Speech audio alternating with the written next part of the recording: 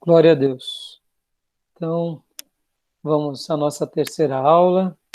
Graça e paz, amados. Uma noite abençoada para todos. É a nossa terceira aula de Teologia Sistemática 6, a matéria de Eclesiologia. Já oramos, pedindo a bênção de Deus.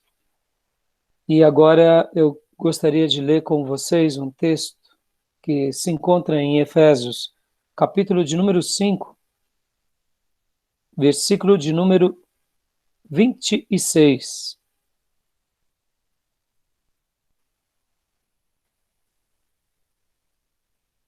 Capítulo de número 5, versículo de número 26, de Efésios. Vamos ler do 25 ao 27, mas eu quero me atentar principalmente no versículo de número 26.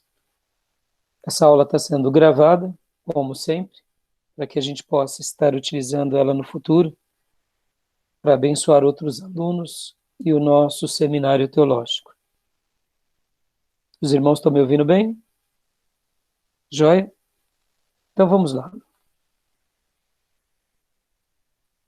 Versículo 25 ao 27. Maridos, ame cada um a sua mulher, assim como Cristo amou a igreja e entregou-se por ela, para santificá-la, tendo-a purificado pelo lavar da água mediante a palavra, e para apresentá-la a si mesma como igreja gloriosa, sem mancha, nem ruga, ou coisa semelhante, mas santa e inculpável. Que texto maravilhoso esse. Quero destacar o versículo de número 26, que diz: para santificá-la, tendo-a purificado pelo lavar da água, mediante a palavra. Eu aprendi com o Dr. Russell Shedd, pastor Russell Shedd, que há um chuveiro divino que nos limpa e nos purifica. E esse chuveiro é a palavra de Deus, quando é lida, quando é crida, quando é guardada no nosso coração. O Dr. Shedd, em certa ocasião, numa semana teológica, ensinando os alunos e a mim, eu jamais me esqueci dessa consideração. Ele dizia, parafraseando vários versículos, ou como chamamos em hermenêutica, versículos paralelos, ele falava sobre isso, que o que vai nos purificar, o que vai nos santificar, não é outra coisa senão a palavra de Deus. Ela, quando lida, crida, quando praticada, ela vai tirando a sujeira que está sobre nós. É natural que aquelas sujeiras mais grossas saem rapidamente. E algumas sujeiras que são mais difíceis, a palavra tem que continuar lavando o nosso coração, a nossa alma, o nosso corpo, os nossos sentimentos, a nossa história, não porque ela não tem poder de purificar na hora, mas porque muitas vezes nós mesmos precisamos de mais tempo para ver o agir de Deus entre nós. E fiz questão de ler esse texto porque o apóstolo Pedro, quando Jesus lava os pés dos apóstolos, ele, ao ser indagado por Jesus, ele disse a Jesus que não aceitaria que Jesus lavasse seus pés. Então Jesus disse para Pedro: Pedro, se eu não te lavar os pés, você não tem parte comigo. E aí Pedro disse: então, Senhor, não lava somente os pés, lava a cabeça, o corpo todo. E Jesus disse com muita ênfase: aquele que já se banhou não precisa lavar a não ser os pés. Dando uma ideia de que são os nossos pés que nos unem a esse mundo caído. Logo, não precisa banhar o corpo todo, basta banhar os pés. E esse texto, juntamente com outros textos, mostram que vós, como disse Jesus também, já estáis limpos pela palavra que eu vos tenho falava.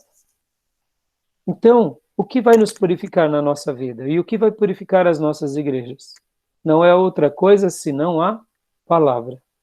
Por isso que Paulo, ensinando a Timóteo, afirmou categoricamente: prega a palavra. Prega a palavra. A palavra vai ser o alimento do povo de Deus. A palavra vai ser o chuveiro de Deus, ou a cachoeira de Deus, que nos purifica e nos limpa. Então é fantástico. Eu queria deixar aqui esse texto com essa breve reflexão, porque nós paramos aqui na página 724 do livro-texto, e nós já estudamos aqui um pouco sobre o assunto, algumas páginas. Falamos sobre a natureza, características e propósito da igreja. Primeiro falamos sobre a natureza da igreja, tratamos um pouco sobre aquela questão da igreja é invisível, ainda que visível. A igreja, ela é local e universal, metáforas da igreja. Falamos um pouco sobre a igreja de Israel, dando aquela ideia do reino de Deus, a igreja e o reino de Deus. E agora chegamos ao ponto das características distintivas da igreja. E eu fiz questão de gastar essa introdução, porque, irmãos, eu acredito muito nisso. Eu acredito muito que é a palavra de Deus quem fará toda a diferença na nossa vida. Por essa razão, há uma luta, como eu mencionei numa outra aula nossa, do diabo para neutralizar a palavra ou distorcer a palavra. O arqui-inimigo de Deus sabe do poder purificador que há em que a palavra gera no ser humano. Então, o diabo ele sabe que a palavra de Deus ela vai ser aquilo que vai revelar a glória de Deus, a pessoa de Deus, o Salvador, ou como chamamos em teologia, é a revelação especial de Deus. E quanto mais palavra, mais poder, quanto mais palavra, mais purificação, quanto mais palavra, mais santificação. E aqui a gente entende o quanto o diabo ele tenta arrancar a palavra. Quando ele não consegue arrancar a palavra do crente, ele tenta agora, ou melhor, no ímpio, né, para que ele não se converta, e agora esse crente se converte, essa vida se converte, o próximo passo do diabo é neutralizar a palavra, nos tornarmos cristãos nominais. Então ele tenta, em primeiro lugar, afastar a palavra do ser humano. Podem ver que desde do Éden foi essa a luta. Foi neutralizar a palavra, colocar dúvida no coração do homem. Foi assim mesmo que Deus disse? O Satanás perguntando para Eva. Então, quando ele não consegue tirar a palavra do ser humano, e esse ser humano se encontra com Deus e com a palavra, ele tenta anular a palavra, ele tenta fragmentar a palavra, ou ele tenta reinterpretar a palavra com pensamentos heréticos e ensinos heréticos.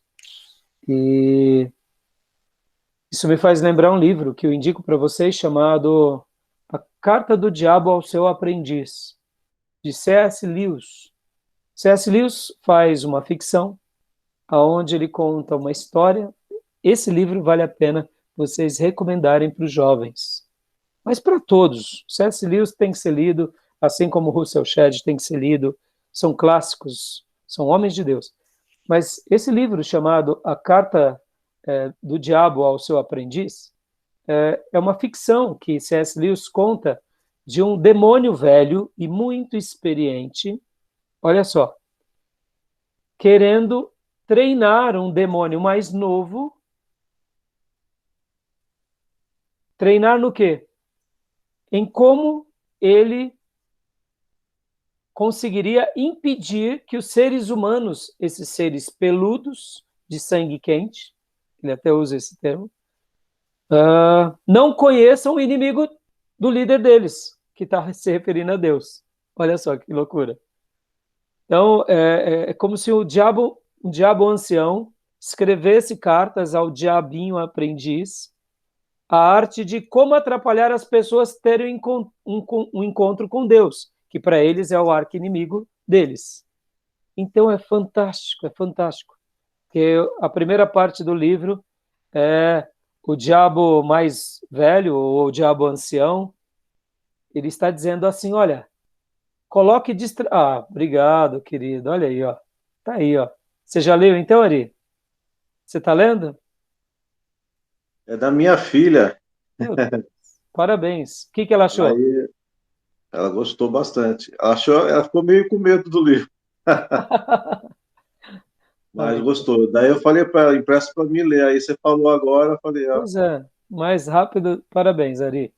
Leiam é. tudo do C.S. Lewis.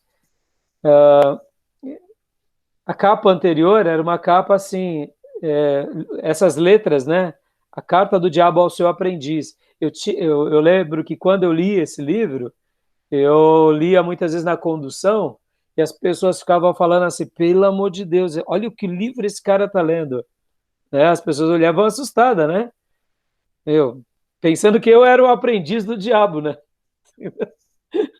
Então eu coloquei uma capa porque eu falei, vai que um novo convertido vê o pastor deles lendo esse livro na condução, vai falar, vai ficar escandalizado. Mas voltando, ele diz o seguinte: coloque distrações. O diabo mais velho vai dizer: coloque distrações.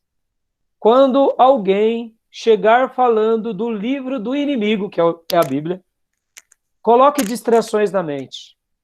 Se aquele suposto filho do inimigo, que é o filho de Deus, começar a despertar a consciência de uma pessoa que é nossa, sobre as coisas da eternidade, do porvir, coloque na mente deles prazeres momentâneos.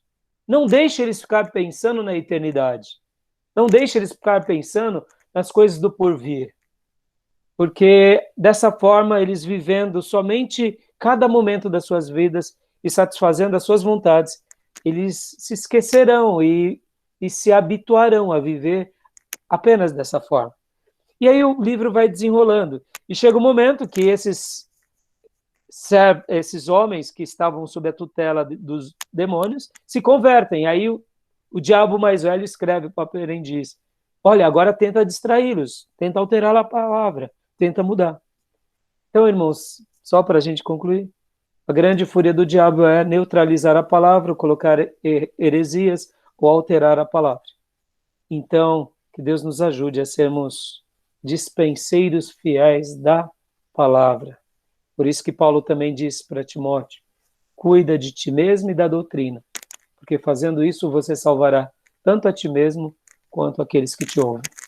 Que Deus nos faça sermos homens apaixonados pela palavra, que nos banhemos com a palavra e que o Senhor, pelo seu poder, nos purifique, nos santifique por meio dessa palavra. Amém? Vamos lá. Então, obrigado, viu, Ari, pela apresentação. Então, agora aqui, eu vou compartilhar com vocês algumas coisas. Vocês estão, vocês estão conseguindo enxergar a minha tela? Pastor, ainda não. Vejam se agora já mudou. E agora? Sim, eu estou enxergando aqui Um slide, né? no Conseguiram. slide. É, Ótimo. a minha ainda não. Deixa eu ver por quê.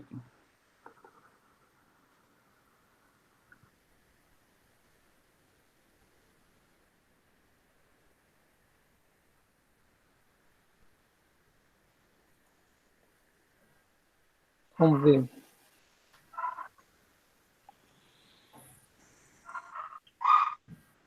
Eu vou Não pelo consigo. celular, pelo note não tá aparecendo. Mas pelo É. celular eu consigo ver. Características da igreja verdadeira.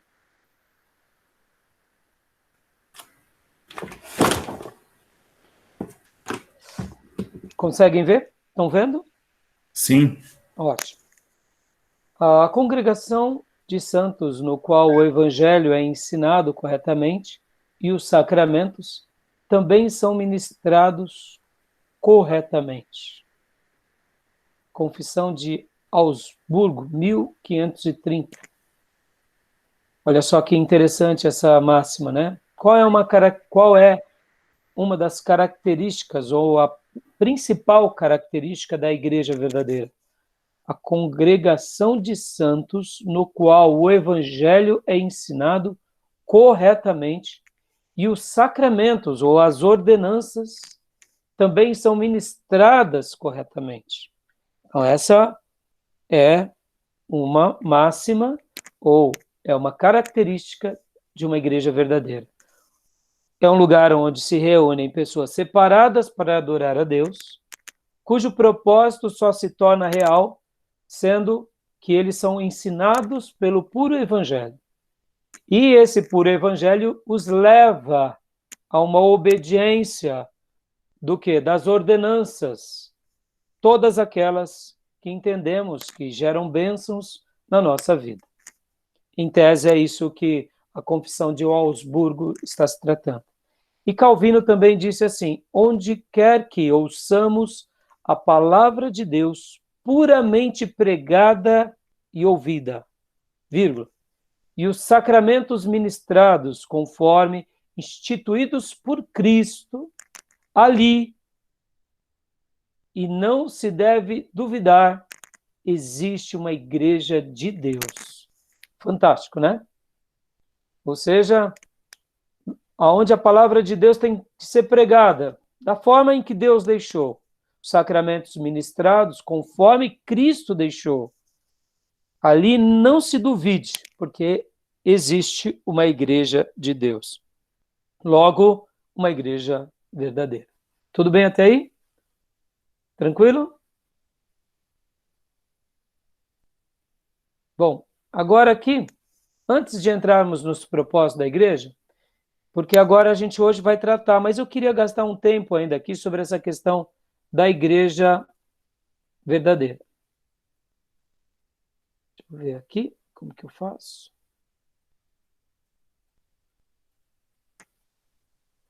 Só voltar para cá. Não sei se parou de apresentar. Voltou para a tela, né? Tá. Hoje é a nossa nova plataforma, então eu estou com um pouco de dificuldade. Aqui no livro, ele gasta um tempo bem interessante, irmãos. Ele gasta algumas linhas muito interessantes, falando sobre se existem, ou melhor, levando-nos a uma reflexão. Existem igrejas verdadeiras e falsas? O que faz de uma igreja uma igreja? Página 724. Antes de entrarmos no propósito da igreja, porque pensem assim, irmãos, saber qual é o propósito da igreja é muito importante. Hoje a gente vai falar muito sobre o propósito da igreja.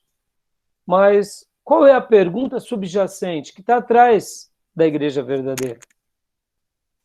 Ou melhor, que está atrás do propósito da igreja? O que é uma igreja verdadeira? Existem igrejas verdadeiras e igrejas falsas? Porque do que me vale saber do propósito se eu, de repente, não entendi o que é uma igreja verdadeira? Sabe aquela ideia, mais ou menos assim?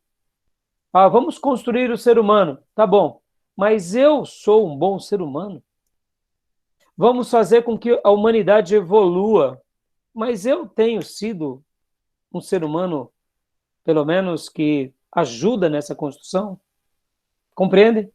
Parece algo simples, mas não é tão simples. Então, eu estou falando isso com vocês porque eu gostaria de gastar aqui um tempo lendo essas linhas para a gente refletir. Deixa eu fazer uma pergunta para vocês. Existem igrejas verdadeiras e igrejas falsas? O que vocês acham? Sim. Sim. Existe. Parece ser estranho a afirmação, mas ela não é estranho, porque uma igreja ela pode ser verdadeira e de repente ela ter se perdido. Então é nessa razão que ela se torna falsa. Mas ela também já pode começar errada. Ora, se uma igreja já começa errada, então imagino o que vai acontecer com ela depois de alguns anos. Então, uma pergunta. Então vamos ler aqui. Na página 724, irmãos.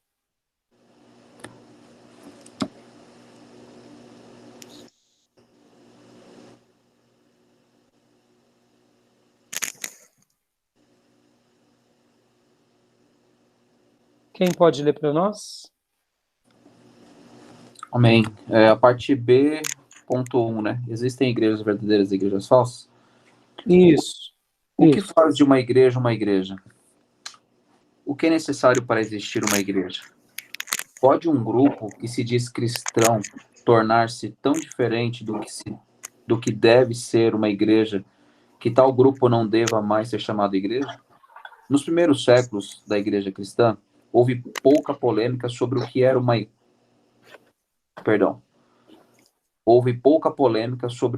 igreja, uma verdadeira igreja. Havia apenas uma igreja em todo o mundo, a igreja visível, espalhada em todo o mundo, que era naturalmente a verdadeira igreja. Essa igreja tinha bispos, clérigos locais e templos que todos podiam ver. Qualquer herege que fosse achado em algum sério erro doutrinário era simplesmente excluído da igreja. Mas, na reforma, foi levantada uma questão crucial. Como podemos reconhecer uma igreja verdadeira? A Igreja Católica Romana é verdadeira ou não? Para responder a tal questão, era necessário decidir quais eram as características distintas de uma igreja verdadeira. Não há dúvida de que a Bíblia fala de falsas igrejas. Paulo assim se refere aos templos pagãos. Antes, digo que as coisas que eles sacrificam, é a demônio que a sacrificam e não a Deus, como é dito em 1 Coríntios 10, 20. Ele diz aos coríntios que quando ereis gentios, deixáveis conduzir-vos aos ídolos mudos, 1 Coríntios 12, 2. Esses templos pagãos eram certamente falsas igrejas ou falsas assembleias religiosas. Além disso, as escrituras falam de uma assembleia religiosa que é de fato uma sinagoga de Satanás. Apocalipse 2:9 e 3:9. Aqui o Senhor Jesus ressurreto parece estar se referindo às assembleias judaicas, cujos participantes se diziam judeus, mas não eram verdadeiros judeus, tinham fé salvífica. A assembleia religiosa deles não era uma assembleia do povo de Cristo, mas sim dos que ainda pertenciam ao reino das trevas, ao reino de Satanás. Essa era uma certeza, uma falsa igreja. Lutero e Calvino concordaram em grande parte sobre a questão do que constituía uma verdadeira igreja. Até aí. Perdão. Não tem problema. Eu não tinha falado antes. Percebam, no começo as coisas eram mais claras e nítidas, estava tudo em construção. Mas depois, esse virou um assunto em pauta. E podem ver que logo nas primeiras décadas, surgem, por exemplo, termos fortes, né, como esse, sinagogas de Satanás, demonstrando já que muitos tinham se perdido. Vocês devem se lembrar do que aconteceu com a igreja de Éfeso, que depois de algumas décadas, o Senhor faz um ditado a João, falando para eles: lembra de onde caístes, arrepende-se e volte ao primeiro amor. Forte essa palavra, porque eles eram uma igreja poderosíssima, de amor, de fervor, e de repente eles se perderam. E eles estavam agora distantes daquilo que um dia eles foram. O mais interessante, o que me chama a atenção, é que Deus não pede para que eles expliquem o motivo. Pode ver. Deus simplesmente diz: arrepende-se e volte. Perceba, muitas vezes nós precisamos, nós gostamos disso, né? Nós gostamos de dar explicação para Deus. Deus, eu me desviei porque eu me frustrei no ministério. A cruz que o Senhor me deu para carregar na minha família é muito pesada. Deus não está preocupado com as nossas desculpas. Se nós perdemos o primeiro amor, não importa as nossas desculpas. O que importa é arrepende-se e volte. Né? Deus, ele deixa isso como uma máxima para a gente. Perdeu? Perdeu. Não importa porque perdeu. Você perdeu. Se perdeu, então volta. E volta antes que seja tarde demais. Forte isso, não? É muito forte, muito lindo. Então, assim, nós sabemos que ao longo dos séculos, essa questão ela ficou muito em destaque, que é igrejas mais fervorosas, igrejas mais militantes, igrejas mais nominais, e é importante a gente ter clareza de que existem igrejas verdadeiras e igrejas falsas, não para rotularmos, não para condenarmos, mas para a gente se posicionar, para que a gente possa também se espelhar, para que a gente também possa se precaver. Porque se alguém um dia regrediu, quem me garante que nós não regridamos? Que nós não possamos regredir?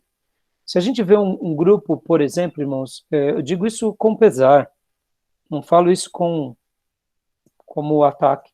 Quando nós vamos à Europa, por exemplo, quando a gente ouve pregadores com frequência, como Martin Lloyd Jones e grandes pregadores brasileiros que foram para a Europa, muitos pastores, ao viajarem à Europa, hoje, aqueles templos que Wesley fundou, que a igreja consolidou por meio do metodismo, hoje já são bares de jogos, mesquitas. E o mais trágico é que, por exemplo, eu me lembro de um pastor que ele tinha ido para a Europa pregar numa conferência de pastores, e chegando lá, um pastor, num momento de folga, falou assim, ó, vem, eu queria te levar para um lugar. E levou. Chegando lá, era quase como um cassino, mas era de jogos, mesas de pôquer, bilhar. E aí falou assim, você sabe o que é isso daqui? Ele falou, é um bar gigante. Aí ele falou assim, tá vendo lá o caixa? Vamos lá no caixa. Olha o que está escrito aqui em cima do caixa. Como era uma igreja muito rica na época, eles tinham escrito e lavrado versículos bíblicos, por exemplo, Jesus Cristo é o Senhor, no granito. Então, onde hoje era o caixa, que se vendiam as fichas, em cima o pastor leu versículos bíblicos talhados, às vezes nas pedras de mármore. E aí o pastor, que levou o pastor brasileiro, disse aqui, foi uma grande igreja, por exemplo, metodista, batista, uma igreja presbiteriana. E aí, com o passar dos séculos, aquelas novas gerações não foram mais guardando aquela fé. E chegou uma hora que não tinha membros para sustentar essa igreja. Essa igreja foi leiloada, virou um cassino, outras viraram mesquitas. Então perceba, irmãos, só de imaginar isso dói o nosso coração. Porque quando a gente olha para a igreja metodista, é uma igreja de palavra. O que faltou neles? Faltou palavra? Não. Faltou, de fato, aqueles crentes fazerem valer a palavra. Não é verdade? Porque quando a gente olha uma igreja como essa, a gente vê que não faltou palavra. Não faltou ensino bíblico, mas faltou o quê? Faltou prática da palavra, faltou zelo por parte de quem? Das outras lideranças, outras gerações. Na troca, né, do bastão, as outras gerações foram mais fracas. Isso é muito complicado. Então, assim, agora imagina, se numa igreja sólida, como a igreja metodista, a igreja presbiteriana, tantas outras igrejas acontece isso, imagina em igrejas que já começam errado, como os neopentecostais. Pelo amor de Deus, o que não vai acontecer? Vão se tornar seitas, né? Fala, pastor Johnny, você ia falar alguma coisa? Sim, é óbvio que chama atenção, né? Uma igreja ou igrejas tão conceituadas, a gente sabe que são bíblicas ao longo da história e se perdem no meio do caminho. É óbvio que a palavra não se perdeu ao longo desse período, mas o senhor, obviamente, já citou aí, na troca do bastão, os sucessores talvez não foram tão cuidadosos, né, com o receber da palavra e o praticar. Mas essa geração que foi bíblica ao extremo, será que eles não têm também ali, eu não vou falar culpa, né, não é isso que eu quero dizer, mas faltou talvez alguma, eu não sei se é pegada, eu não sei se é um pouco mais de clareza, Óbvio, eu não quero chamar aqui Não é. culpados, mas é engraçado isso, né? Ou talvez essa geração que sucederia, ou sucedeu, será que realmente eles amaram o evangelho de tal maneira que eu tenho dúvidas, né, nesse sentido? Então, pastor Johnny, é um debate que a gente praticamente não tem Não respostas. vai Podem existir algumas respostas. Talvez existam artigos científicos, até teses sobre isso.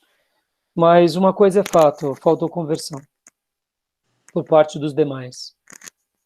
Então, é doloroso e é lastimável isso. E é uma preocupação que a gente tem. Uma Eu tenho, preocupação. na empresa que eu trabalho, a gente estava com algumas discussões lá de profissionais que não estavam representando bem a empresa. E aí, isso a gente vê acontecer dentro da igreja, né? Talvez o não se sentir parte do corpo faz com que as pessoas fiquem dispersas, né? E talvez seja uma... Assim, se sabe, pastor Johnny, eu diria que há uma complexidade muito maior do que a gente imagina. Há uma questão cultural, social, mas para mim tudo isso se resume numa falta de conversão e de entrega genuína. Então, assim, mas a gente tem que refletir sobre isso, né? Sim. Tem que refletir sobre isso e também, olha, sem julgamentos, porque não é fácil, né? Agora, Ari, 724, último parágrafo.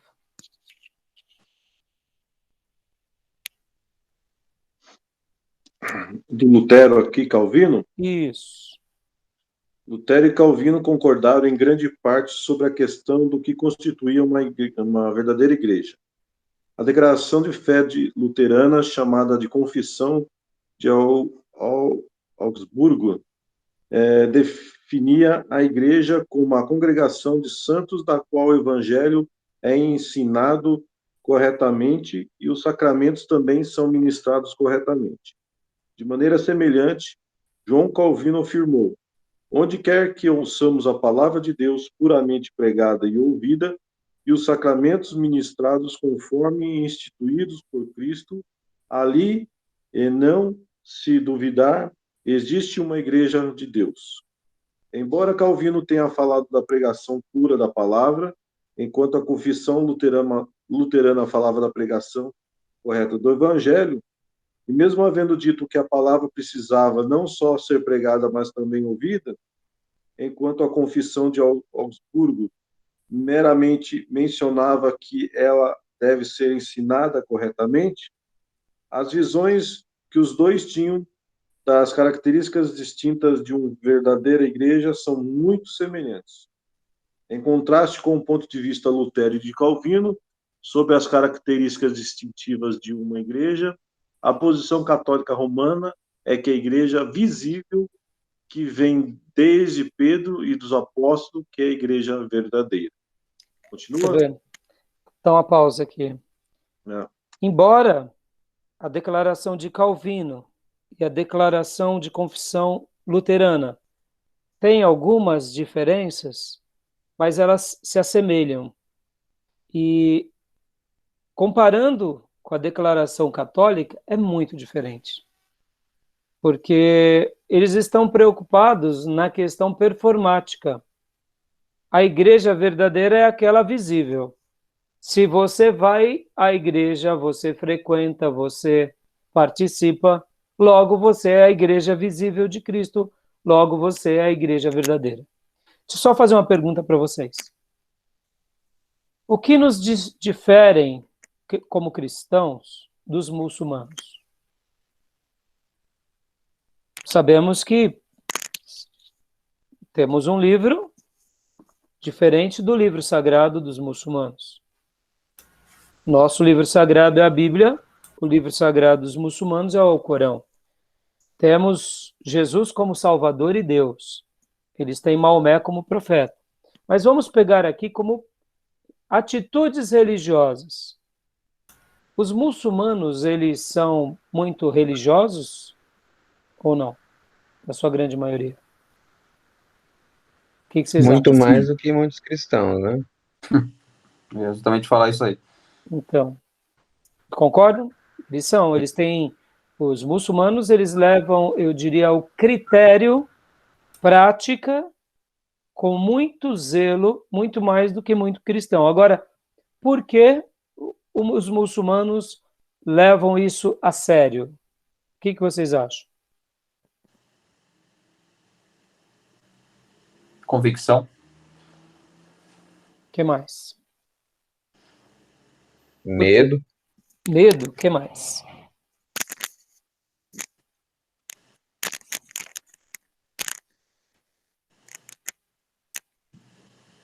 Fanatismo. Primeiro que eles são ensinados desde muito cedo, né? Assim Ó, como o judeu, desde criança eles são ensinados a respeito dos seus livros sagrados, né? sim. Deve ser lavagem cerebral. Então, ó, Alcorão, tá? Eu tenho um Alcorão aqui. Eu ia tenho um falar as Alcorão. promessas, né? São 12 virgens, se eu não me engano, né? Então, Hã? não tô brincando. O que você falou que eu não ouvi direito? Eu São acho que é 10 aquelas virgens. promessas, né? São 10 Ah, virgens, né? tá. Então, na realidade, eu vou explicar. Depois vocês assistam um vídeo do pastor Augusto, ou do reverendo Augusto Nicodemos, explicando sobre os islâmicos, ou os muçulmanos. É uma aula, é uma mensagem que ele dá, é um estudo na sua igreja, que vocês vão se enriquecer muito. Mas um dos motivos pelos quais os muçulmanos eles são tão dedicados é porque há uma ideia parecida com essa ideia católica. A igreja visível é a igreja verdadeira. Ou seja, para o muçulmano ser um verdadeiro muçulmano, ele precisa ter práticas. Orar em direção à Meca, ele precisa ter todos os seus rituais que são instituídos pela religião muçulmana. Então, quando eles... Ir uma vez, pelo menos, à Meca. Exatamente. Uma vez na sua vida, né? Pelo menos, porque aí você... É como se você tivesse atingido aquele cumprimento de um bom muçulmano. Olha que interessante. Agora eu digo para você, toda atitude externa não necessariamente agrada a Deus, porque nós sabemos que a verdadeira religião, ela é algo que acontece dentro de nós e que tem um desdobramento, inclusive com o órfão e com a viúva, que é um gesto de piedade, de socorro e generosidade. Mas a gente sabe que o fato de termos obras não salva ninguém, mas elas apenas confirmam. Então, é por essa razão que o cristianismo, é claro que nós não podemos fazer disso um discurso da negligência cristã, mas na realidade é por isso, é porque o cristianismo é algo de dentro para fora e as outras religiões são de fora para dentro. Porque quando você cumpre o ritual, você atesta. A posição católica, ela diz que se você é alguém visível, logo você é verdadeiro. E aí eu pergunto, isso é uma verdade nas páginas da Bíblia? Não. Porque Jesus chega para Nicodemos e diz, Nicodemos, precisa nascer de novo. Então, o ato religioso, visível, nos faz lembrar quem? Os fariseus, os saduceus, os escribas, e nos faz lembrar os nominais. Porque a verdadeira igreja, ela é essa igreja que realmente é de dentro para fora, tá bom? Nunca se esqueçam disso. Tá bom, meus irmãos? Então vamos lá? Ari, continua lendo para nós. Só vou ligar a tomada aqui que o computador já começou. Essa plataforma, ela usa muito mais energia. Continue lendo para nós, Ari. Vamos lá. Parece apropriado tomar a posição de Lutero e Calvino sobre as características da igreja verdadeira como correta ainda hoje. Não há dúvida de que, se a palavra de Deus não está sendo pregada, mas apenas doutrinas falsas ou doutrinas humanas, não há então uma igreja verdadeira. Em alguns casos, podemos ter dificuldades de determinar exatamente quanto a doutrina errônea pode ser tolerada para que uma igreja não seja mais considerada uma igreja, uma verdadeira igreja. mas há muitos casos dos quais não há dúvidas de que podemos afirmar que não existe ali uma igreja verdadeira. Por exemplo, a Igreja de Jesus Cristo, do Santo dos Últimos Dias, a Igreja dos Mórmons, não sustenta nenhuma das principais doutrinas cristãs relativas à salvação, ou à pessoa de Deus, ou à obra de Cristo. É indubitavelmente uma falsa igreja. De igual modo, os testemunhas de Jeová ensinam salvação por obras, e não somente pela fé em Jesus Cristo. Esse é um desvio doutrinário fundamental, porque se as pessoas creem nos ensinos dos testemunhos de Jeová, elas simplesmente não serão salvas. Por isso, os testemunhos de Jeová também precisam ser considerados uma falsa igreja. Quando a pregação de uma igreja oculta de seus membros a mensagem do evangelho de salvação pela fé, de modo que ela não é proclamada com clareza, ficando mesmo sem ser proclamada por algum tempo, o grupo que ali se reúne não é uma igreja. Dá uma pausa aí. O que vocês acharam dessas declarações? Perfeito? Perfeito, não? Sim. Concordo. Pode falar. Professor Raimundo, só talvez não caiba aqui a aula perguntar essa pergunta, fazer essa pergunta na realidade, mas eu queria saber assim, por exemplo, uma pessoa, por exemplo, um testemunho de Jeová, que está faz tempo, por exemplo, anos e anos, e crê fielmente que ele está numa igreja verdadeira, até um mormon mesmo, que está ali anos e anos e faz e crê ali piamente mesmo, faz tudo ali bonitinho ali, até tem uma vida até mais exemplar que muitos assim. Quando ele morrer, ele não tem a salvação mesmo, né? Então, Ari, assim, por mais duro que nos pareça afirmar, o consenso evangélico é dizer que não. É o consenso nosso. E eu até meu mesmo. Mas eu gosto de colocar uma vírgula. Eu gosto. Eu gosto, sabe por quê, Ari? Porque muitas vezes, vou te responder com a história da igreja, tá? Lutero fez a reforma protestante e ele era o quê e estava aonde? Ele era católico. Ele era católico, mas ele era o quê como católico? Ele era um membro de uma igreja católica, um padre. E ele estava aonde? Inserido no contexto católico. Ele teve um encontro com Cristo? Teve. Então, eu entendo e eu defendo o posicionamento do confronto com essas religiões falsas. Mas, no fundo do meu coração, eu evito, por exemplo, fazer julgamentos, principalmente para aquelas pessoas mais simples. Eu tenho dificuldade de apaziguar os líderes. Esses eu não tenho dó. Porque eles estão estudando o tempo todo, eles estudam a Bíblia. Por exemplo, é que eu não vou toda hora lembrar. Eu tenho uma parte da minha biblioteca que eu só tenho material de outras religiões. Eu deixo bem em cima mesmo, que é para que qualquer um que vinha aqui em casa, gostei desse livro, deixa eu ler. Não, isso daqui é da seita e heresia, não é para pegar. Eu deixo bem alto para não gerar curiosidade. Por exemplo, os irmãos na igreja, quando recebem o material de outras igrejas, pastor, eu vou jogar fora. Eu falo, não joga fora não, dá para mim. Eu sou estudioso, eu gosto de estudar. Agora, eu não vou ficar deixando para um novo convertido estudar, isso vai gerar dúvida. Entendeu? Mas voltando. O que acontece, gente? Um líder dessas religiões, na minha opinião, eles são indesculpáveis. Eles são. Mas muitos membros que ou estão com vontade de seguir a Deus, eles não têm uma distinção clara. Eles vão. A igreja de Jesus.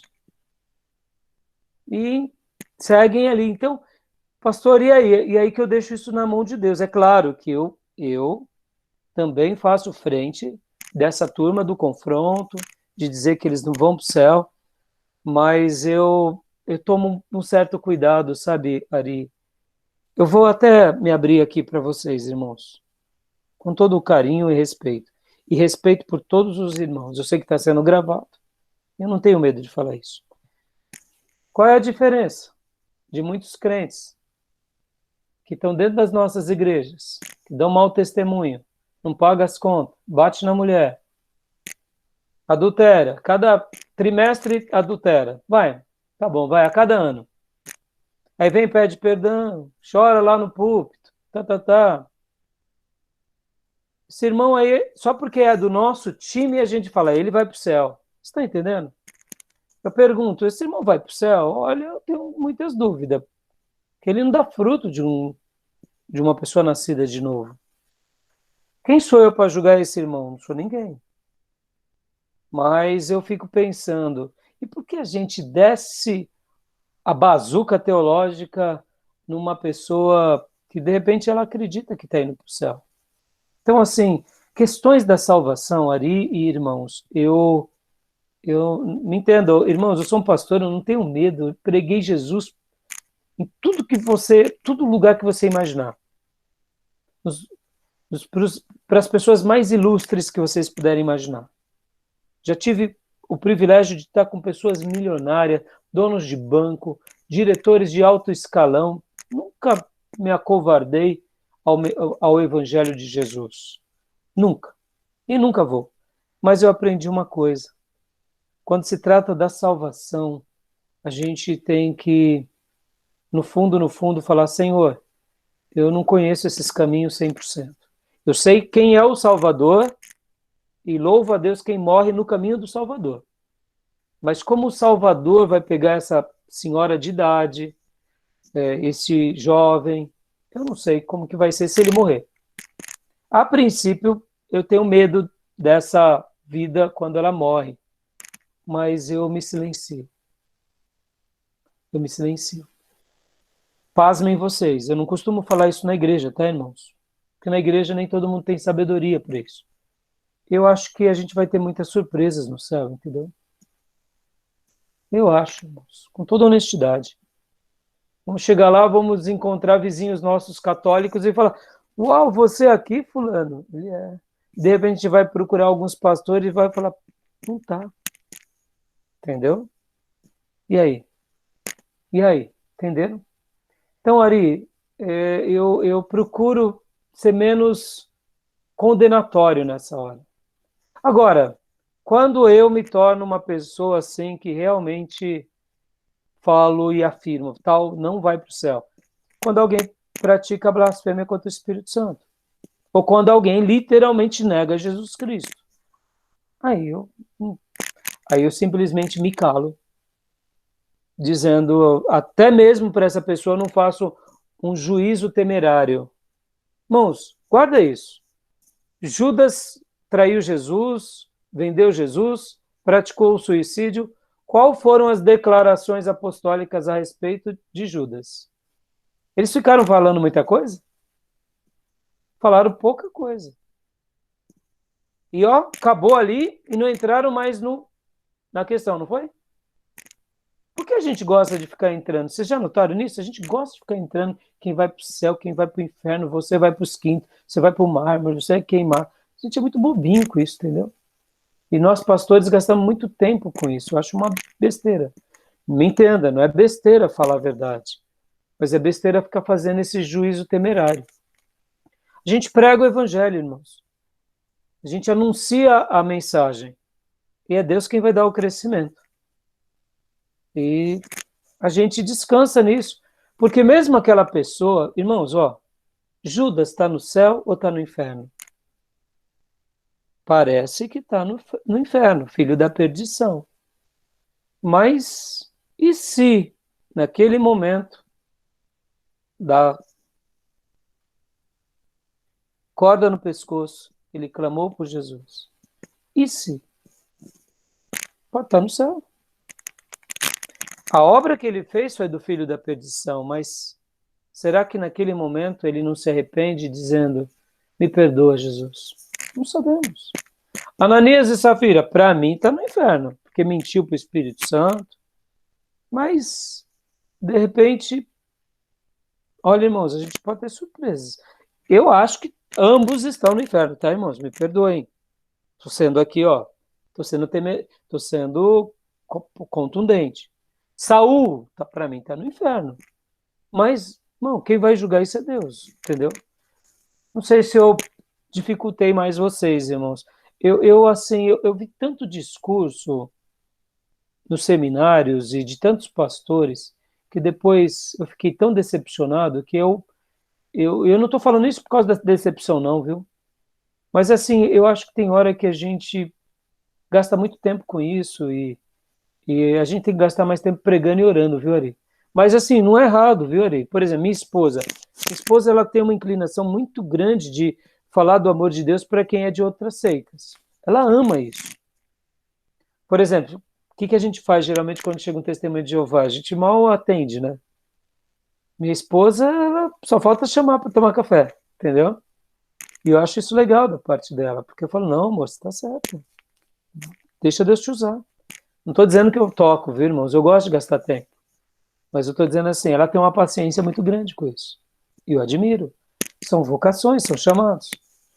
Você, quando lida com essas pessoas e evangeliza ela, você sabe que não é fácil, né? Então, assim, fica aqui uma dica, tá bom, irmãos? Eu não sei se eu dificultei. Eu não, irmão, me entenda, viu? Olha, eu sou o ministro do Evangelho. A minha vida é pregar a Cristo. Eu gostaria de ser pastor de uma igreja do tamanho do Brasil e que todos adorassem só Jesus e seguissem só a Bíblia, tá bom? Esse é o desejo do meu coração. Porque eu não creio que há outro Salvador. Mas esse Salvador, ele faz coisas que tem hora que me surpreende, entendeu? É um centurião romano, é uma mulher cananeia, é um ladrão na cruz, é um outro centurião romano que depois que Jesus é morto, não sei se você já notou, mas eu aprendi isso, depois do Cristo morto, a primeira conversão é gentia.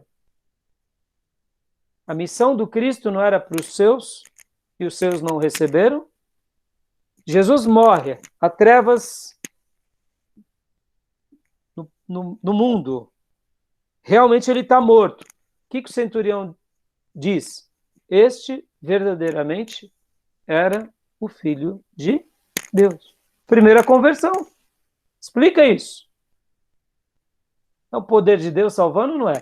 Eu creio no que diz Romanos. O Evangelho é o poder de Deus para a salvação de todo que crê. Então, eu não subestimo esse fator crer. Entendeu? E eu acredito, irmãos, que muita gente vai ser salva. Acredito, de verdade. Por isso que tem hora que eu tenho medo de ir para uma guerra mais acentuada e não é, me entenda, irmãos, as seitas não têm medo de querer levar a heresia deles para nós. Mas quando eu falo eu tenho medo, é que muitas vezes a gente cria uma igreja, eu diria, muito briguenta, sabe? Pastor briguento, fica ali, você vai para o inferno.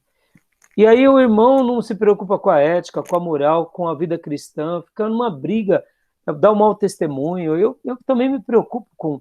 Não estou fazendo disso um juízo de valor condenatório a nós, mas eu estou dizendo o seguinte, irmãos, eu acho que quanto mais cristãos nós formos, mais a luz de Deus vai brilhar, mais o sal de Deus vai salgar, mais vidas vão se achegar a Deus. E se essas pessoas morrerem nesses credos, eu temo por elas. Temo. Mas, quem sabe, algumas podem ser salvas, entendeu? Não duvido, tá bom? Me perdoem a minha franqueza, tá, irmãos? Vocês não estão aqui sendo treinados para pregar um evangelho frouxo, não, tá? Não é que eu quero que vocês preguem. Eu prego o evangelho, eu anuncio a Cristo. Outra coisa, quantas vidas vocês já viram se converter na marra que não perduraram? Eu já ganhei tanta gente na marra, gente. Parei de ganhar gente na marra. entendeu? A pessoa está com desespero, está na dor, a gente apela e aceita Jesus, depois ele não fica 2 meses na igreja. Então, eu creio no poder de Deus, mas assim, é o jeito que Deus me fez ser. Pode ser que amanhã eu mude, entendeu? Pode ser que eu esteja errado. Se eu tiver, Deus pode me mudar. Mas assim, olha, todos os meus amigos eu sempre preguei a Cristo, e o novo nascimento, e a salvação, e uma experiência com Deus. Lembra da aula passada do batismo com o Espírito Santo? Lembra disso? Que a gente comentou bastante? Pois é. Deixa eu te fazer uma pergunta aqui. Só voltando para aquela ideia, tá? Do batismo com o Espírito Santo e da plenitude do Espírito Santo. Um bebê é ser humano? Ser humano.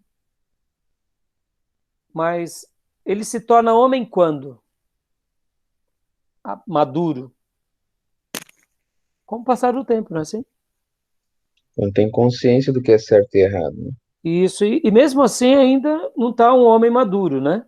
Mas chega a um ponto da vida desse ser humano que ele desenvolve maturidade, não é assim? Tem uns que não tem uns que só cresce corpo, barba, cabelo, bigode, continua imaturo, né? Ou seja, não teve a maturidade. Eu acredito muito nessa relação que, assim como o cristão estava pensando sobre isso esses dias, ele tem o Espírito Santo. Um dia, a plenitude do Espírito Santo, na minha concepção, é essa maturidade, que também, para mim, é o batismo.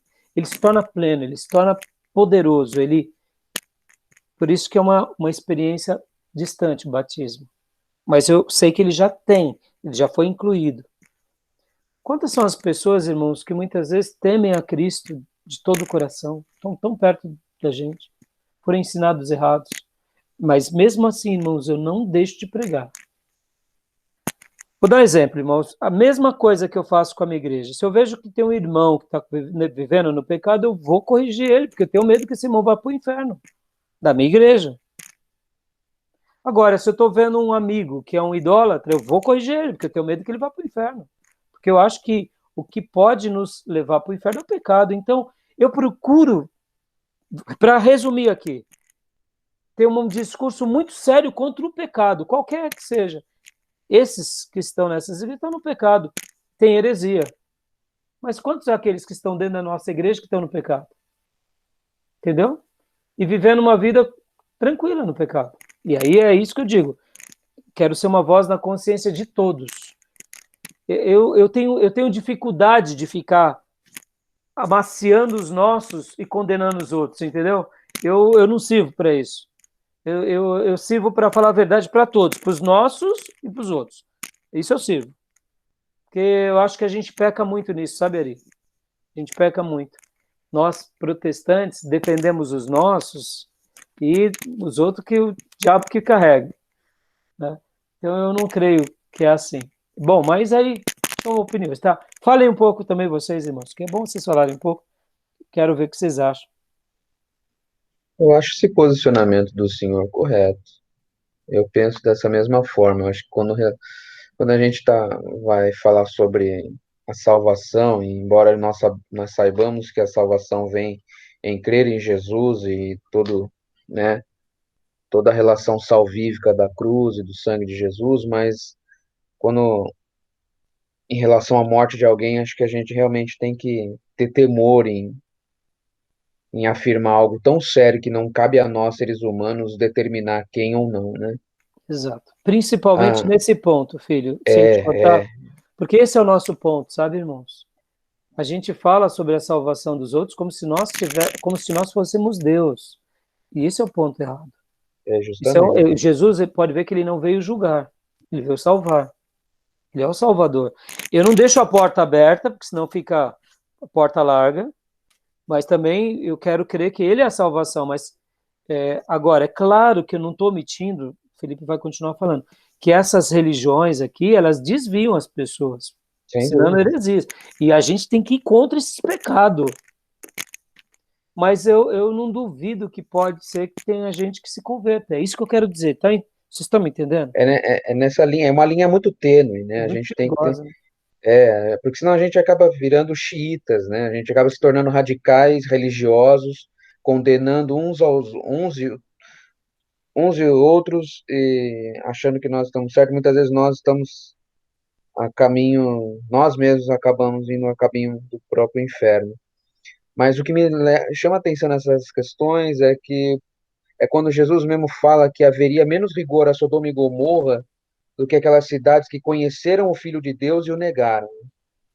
E ao ver igrejas, né, principalmente essas igrejas que usam o nome de Cristo para favorecer as suas próprias lideranças, porque a gente não pode colocar essa culpa ou esse peso sobre os membros, porque, como o próprio pastor disse, né, tem muitas pessoas humildes nessas igrejas, né, e que estão lá sinceras, né, muitas vezes procurando uma cura, procurando uma bênção, e estão ali com o coração aberto. Mas a liderança dessas igrejas que abusam da fé dessas pessoas, que utilizam o nome do Cristo para favorecimento na verdade, são adoradores de Mamon, eu tenho dó, eu tenho pena dessas pessoas. É terrível o julgamento para essas pessoas que se utilizam do nome de Cristo para fazer essas práticas, né?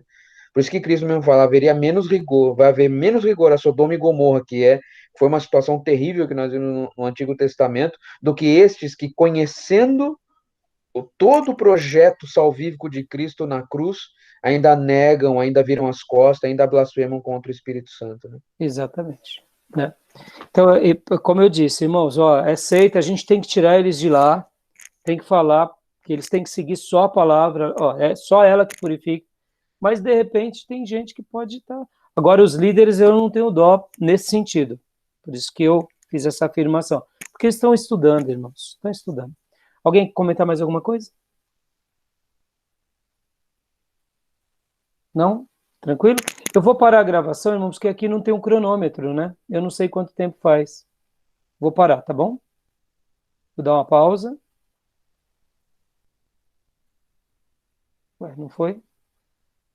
Não é aqui? Interromper.